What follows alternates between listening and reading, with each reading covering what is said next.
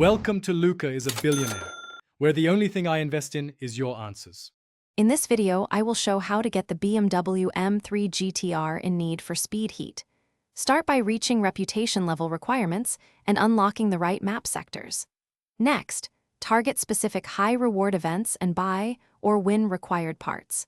Plan your cash and spend on priority upgrades to meet event entry needs.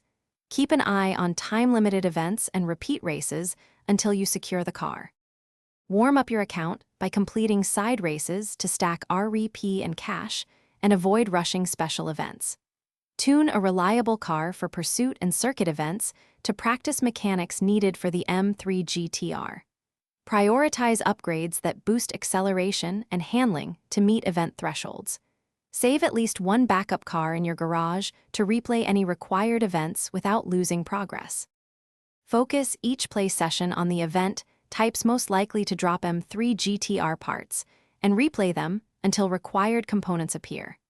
Use the in-game token stores and repeatable boss events when available to convert tokens into missing parts. Keep farming the same event if it yields higher drop rates for blueprints, and avoid spending on cosmetic items that slow progress. Track progress in your inventory to know what to target next.